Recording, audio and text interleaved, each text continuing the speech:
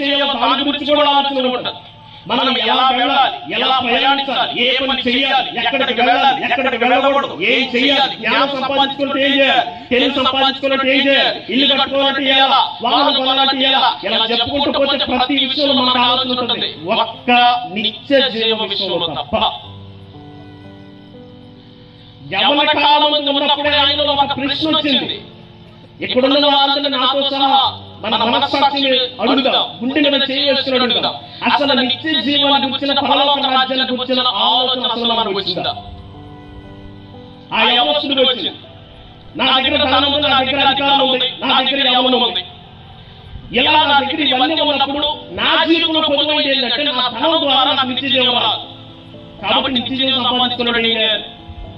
నా అధికారాన్ని బట్టి నాకు పరలోక రాజ్యం నిత్య జీవం రాదు. కాబట్టి ఆ నిత్య జీవం సంపాదించుకోవడానికి ఏం చేయాలి?